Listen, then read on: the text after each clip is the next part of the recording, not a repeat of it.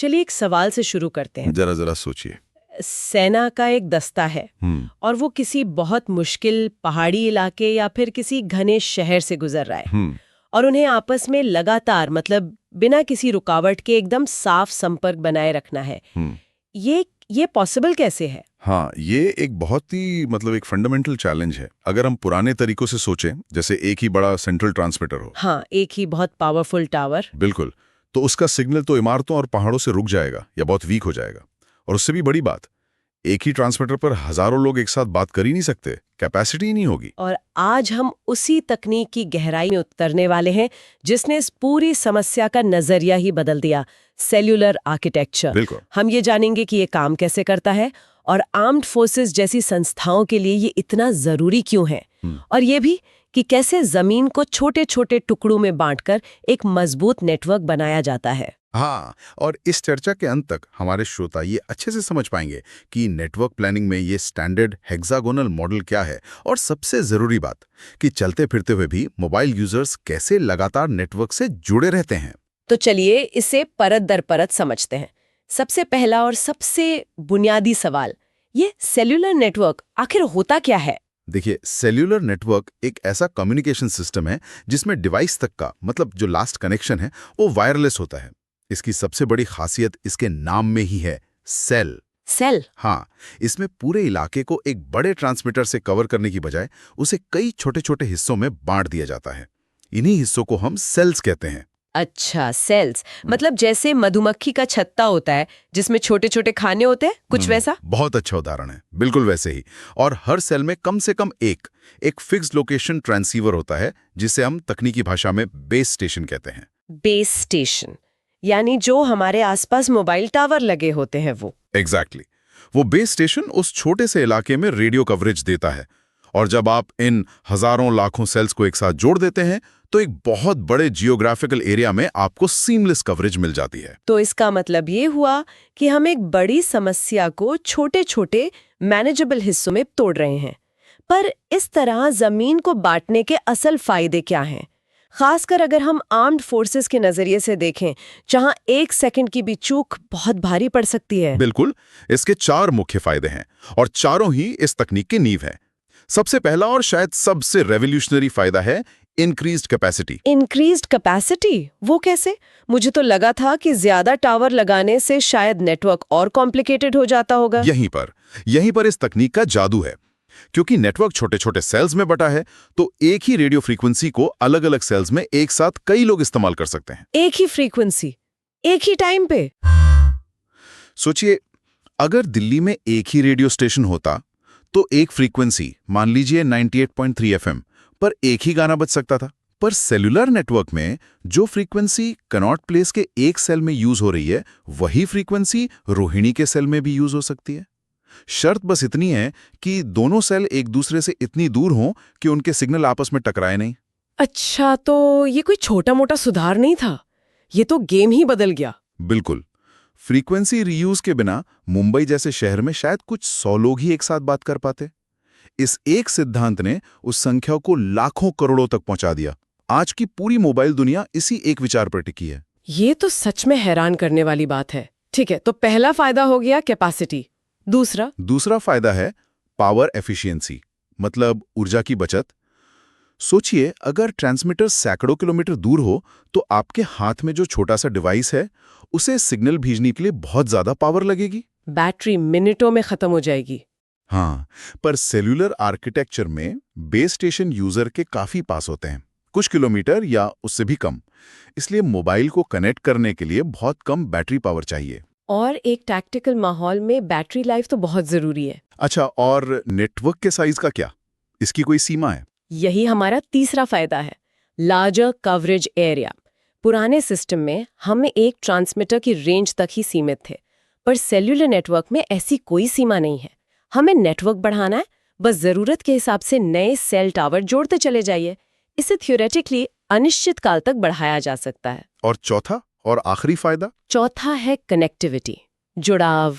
ये सिस्टम सिर्फ आपस में बात करने के लिए नहीं है, ये मोबाइल फोन को सीधे पब्लिक स्विच टेलीफोन नेटवर्क यानी PSTN, जो हमारे लैंडलाइन वाला नेटवर्क है, हाँ वही, तो PSTN और इंटरनेट दोनों से जोड़ता है। मतलब ये सिर्फ एक बंद सिस्टम नहीं, बल्कि पूरी दुनिया से जुड़ने का एक गेटवे है। और यहीं पर ये तकनीक और भी दिलचस्प हो जाती है। हमने समझ लिया कि ये क्या है और इसके फायदे क्या हैं, पर ये सिस्टम असल में काम कैसे करता है। मैंने पढ़ा है कि इसमें हेक्सागोनल मतलब 6 कोनों वाले छत्ते जैसे आकार का इस्तेमाल होता है। ये सिर्फ डायग्राम के लिए है या इसका कोई गहरा कारण है? नहीं नहीं, इसका बहुत गहरा तकनीकी कारण है। देखिए, हमें पूरे सर्विस एरिया को बराबर आकार के सेल्स में बांटना है। अगर हम सर्कल्स का इस्तेमाल करें तो उनके बीच में खाली जगह मतलब गैप्स रह जाएंगे जहां कोई कवरेज नहीं होगी। ठीक है। और अगर हम स्क्वायर्स का इस्तेमाल करें तो वो जगह तो पूरी कवर कर लेंगे, पर स्क्वायर के सेंटर से उसके कोनों की दूरी और किनारों की दूरी अलग अलग होती है। इससे सिग्नल की ताकत एक जैसी नहीं रहती। और हेक्सागन्स? हेक्सागॉन्स इन दोनों समस्याओं को सुलझाते हैं।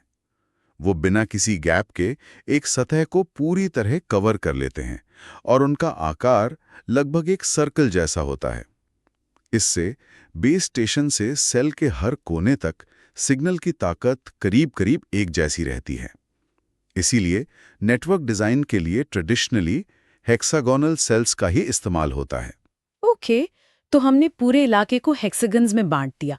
फिर हर सेल को फ्रीक्वेंसी कैसे दी जाती है? यहीं पर वो सिद्धांत आता है जिसकी हमने पहले बात की थी, फ्रीक्वेंसी रीयूज। हर सेल को फ्रीक्वेंसी का एक खास ग्रुप दिया जाता है और इसका सबसे बड़ा नियम यह है कि आसपास के सेल्स में, मतलब जो एक दूसरे से सटे हुए हैं, उनमें एक ही फ्रीक्वेंसी का इस्तेमाल कभी नहीं किया जाता। ताकि सिग्नल्स आपस में मिक्स ना हो जाएं। बिल्कुल, ताकि को चैनल इंटरफेरेंस ना हो, मतलब एक सेल का सिग्नल दूसरे सेल की बातचीत में दखल ना दे। तो फ्रीक्वेंसी रीयूज का मतलब ये हुआ कि दिल्ली के कनॉट प्लेस में जो फ्रीक्वेंसी इस्तेमाल हो रही है उसे हम गुड़गांव में दोबारा इस्तेमाल कर सकते हैं। आप बिल्कुल सही समझे। ये इतना ही सरल और साथ ही इतना ही शक्तिशाली सिद्धांत है, पर इसे बहुत सावधानी से प्लान किया जाता है। इमेजिन कीजिए 7 हेक्सागॉन्स का एक क्लस्टर है। हर हेक्सागॉन को 1 से 7 तक एक नंबर दिया गया है जो एक अलग फ्रीक्वेंसी ग्रुप दिखाता है। अब इसी 7 सेल के क्लस्टर को हम पूरे शहर में बार बार दोहरा सकते हैं, जैसे टाइल्स बिछाते हैं। हाँ बिल्कुल वैसी। और आप देखेंगे कि एक ही नंबर वाले 2 सेल कभी भी एक दूसरे को छुएंगे नहीं। उनके बीच हमेशा दूसरे नंबर वाले सेल्स की एक परत होगी और इसी वजह से एक सीमित बैंडविड्थ में भी लाखों यूजर्स को सेवा दी जा सकती है। ठीक है, ये तो समझ आ गया कि एक जगह खड़े यूजर के लिए नेटवर्क कैसे काम करता है। पर तब क्या होता है जब कोई यूजर एक सेल से दूसरे में जाता है, जैसे वो सैनिक जो तेज रफ्तार गाड़ी में है और एक बहुत जरूरी कॉल पे है, उसका कनेक्शन तो टूट जाना चाहिए। ये एक बहुत ही जरूरी सवाल है। आर्म फोर्सेस के लिए तो ये सबसे नाजुक कामों में से एक है। इस प्रक्रिया को हैंड ऑफ या हैंड ओवर कहते हैं। Hand of? हाँ, जब एक यूजर एक्टिव कॉल के दौरान एक सेल से दूसरे सेल में जाता है तो नेटवर्क को उस कॉल को पुराने बेस स्टेशन से नए पर बड़ी आसानी से ट्रांसफर करना होता है। अगर ये हैंड ऑफ फेल हो जाए तो कॉल कट जाती है, जिसे हम ड्रॉप्ड कॉल कहते हैं। मुझे याद है 90s में जब मोबाइल नए नए आए थे तो ड्रॉप्ड कॉल एक बहुत आम बात थी। लोग कहते थे, अरे मैं सुरंग से गुजर रहा था, पर असल में वो बस एक सेल से दूसरे में गए होते थे और हैंड ऑफ फेल हो जाता था। आपने बिल्कुल सही याद दिलाया। उस जमाने में ये बहुत होता था। आज तकनीक बहुत बेहतर हो गई है। हैंड ऑफ मुख्य रूप से 2 तरीकों से होता है। पहला है hard hand of. Hard hand of नाम से तो थोड़ा कठोर लगता है। हाँ, क्योंकि इसकी प्रक्रिया वैसी ही है। ये एक ब्रेक बिफोर मेक तकनीक है। मतलब मोबाइल डिवाइस पहले मौजूदा बेस स्टेशन से अपना कनेक्शन पूरी तरह तोड़ता है और उसके बाद ही नए बेस स्टेशन से कनेक्शन जोड़ता है। 1 मिनट, मतलब कनेक्शन टूट जाता है, बीच में एक गैप आता है? हाँ, एक बहुत ही छोटे से पल के लिए, शायद कुछ मिलीसेकंड के लिए कनेक्शन टूटा हुआ होता है। यह आमतौर पर तब होता है जब दोनों बेस स्टेशंस अलग-अलग रेडियो फ्रीक्वेंसी पर काम कर रहे हों। तो इसमें बातचीत में रुकावट आ सकती है? थोड़ी सी। ये इंटरनेट ब्राउजिंग या कुछ वीओआईपी कॉल्स के लिए ठीक है, जहां थोड़ी सी देरी से फर्क नहीं पड़ता, लेकिन एक लाइव बातचीत के लिए ये आइडियल नहीं है। तो फिर इसका बेहतर विकल्प क्या है? बेहतर विकल्प है सॉफ्ट हैंड ऑफ। ये मेक बिफोर ब्रेक प्रक्रिया है। मेक बिफोर ब्रेक मतलब तोड़ने से पहले बनाओ? एग्जैक्टली। इसमें जब मोबाइल डिवाइस 2 सेल्स की सीमा पर होता है तो वो कुछ समय के लिए एक साथ 2 या कभी-कभी 3 बेस स्टेशन से जुड़ा रहता है। एक साथ 2 टावरों से? हाँ, और वो इस दोहरे कनेक्शन में तब तक रहता है जब तक नेटवर्क ये तय नहीं कर लेता कि नए सेल का सिग्नल पुराने वाले से काफी ज्यादा मजबूत हो गया है। उसके बाद ही पुराने कनेक्शन को छोड़ा जाता है। वाह, मतलब कनेक्शन टूटने का तो सवाल ही नहीं उठता। पर्दे के पीछे ये सब कितनी तेजी से होता होगा। ये वाकई में इंजीनियरिंग का एक कमाल है। इसका सबसे बड़ा फायदा यही है कि ट्रांजिशन के दौरान यूजर का संपर्क सिस्टम से कभी नहीं टूटता।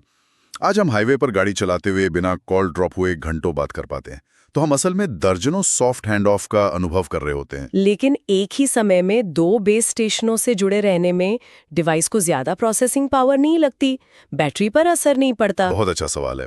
हाँ, सॉफ्ट हैंड ऑफ में डिवाइस को ज्यादा काम करना पड़ता है और इससे बैटरी की खपत थोड़ी ज्यादा होती है। नेटवर्क के संसाधनों का भी ज्यादा इस्तेमाल होता है।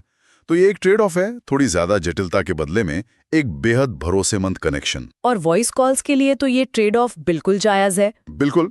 तो इन सब बातों का असल मतलब क्या है? इन सब चीजों को एक साथ रखकर देखें। जब कोई कॉल लगाता है तो पर्दे के पीछे क्या होता है? ये पूरी प्रक्रिया कैसे काम करती है? कॉल लगाने में कुछ तय कदम होते हैं जो मोबाइल और मोबाइल टेलीफोन स्विचिंग ऑफिस यानी एमटीएसओ के बीच होते हैं। एमटीएसओ को आप नेटवर्क का दिमाग समझ सकते हैं। नेटवर्क का दिमाग? हाँ, ये न सिर्फ आपके सेल के अंदर सब कुछ मैनेज करता है, बल्कि ये भी तय करता है कि आपकी कॉल आपके दोस्त के मोबाइल तक या किसी लैंडलाइन तक कैसे पहुंचेगी। ठीक है, तो वो कदम क्या है? सबसे पहले जब आप कॉल का बटन दबाती हैं तो आपका मोबाइल फोन अपने आसपास के सभी कंट्रोल चैनल्स को स्कैन करता है और सबसे मजबूत सिग्नल वाले बेस स्टेशन को चुनकर कॉल शुरू करने का अनुरोध भेजता है। स्टेप 1, सबसे मजबूत सिग्नल ढूंढो और उससे जुड़ जाओ। सही। इसके बाद वो अनुरोध एमटीएसओ तक पहुंचता है। एमटीएसओ का दूसरा काम है ये वेरीफाई करना कि यूजर एक वैध सब्सक्राइबर है या नहीं, मतलब क्या नंबर एक्टिव है, बिल भरा है वगैरह। ये एक तरह का सिक्योरिटी चेक है। और एक बार पहचान पक्की हो गई फिर वेरिफिकेशन के बाद एमटीएसओ उस सेल में खाली वॉइस चैनल ढूंढता है और आपके मोबाइल को सौंप देता है। फिर ये उस व्यक्ति के नंबर को ढूंढता है जिसे आपने कॉल किया है और दोनों के बीच एक रास्ता एस्टैब्लिश कर देता है। बस आपकी घंटी बजने लगती है। और पूरी कॉल के दौरान एमटीएसओ का क्या काम रहता है? पूरी कॉल के दौरान एमटीएसओ लगातार आपके सिग्नल की ताकत पर नजर रखता है। अगर आप मूव कर रही हैं और सिग्नल कमजोर होने लगता है तो एमटीएसओ एक हैंड ऑफ की प्रक्रिया शुरू कर देता है और जैसे ही कॉल खत्म होती है एमटीएसओ उस चैनल को तुरंत खाली कर देता है ताकि कोई और उसे इस्तेमाल कर सके। बहुत खूब। चलिए, हमने जो कुछ भी चर्चा की है उसे संक्षेप में समझते हैं। हमने देखा कि सेल्यूलर टेक्नोलॉजी जमीन को हेक्सागोनल सेल्स में बांटने के सिद्धांत पर आधारित है, जहां हर सेल का अपना बेस स्टेशन होता है। हमने फ्रीक्वेंसी रीयूज के शक्तिशाली सिद्धांत को समझा, जिसकी वजह से सीमित फ्रीक्वेंसी होने के बावजूद नेटवर्क की कैपेसिटी बहुत बढ़ जाती है।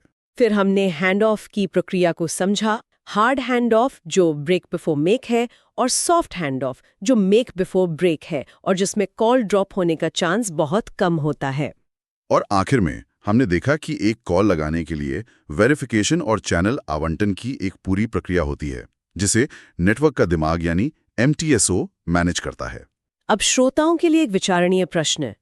एक ऐसे टैक्टिकल एनवायरनमेंट की कल्पना करें जहां एक कमांडर तेजी से चलती गाड़ी में बैठकर मिशन के लिए बेहद जरूरी वॉइस डेटा भेज रहा है, जहां 1 सेकंड की भी रुकावट बर्दाश्त नहीं की जा सकती। ऐसे में बिना किसी बाधा के लगातार संपर्क बनाए रखने के लिए कौन सी हैंड ऑफ विधि सबसे भरोसेमंद होगी?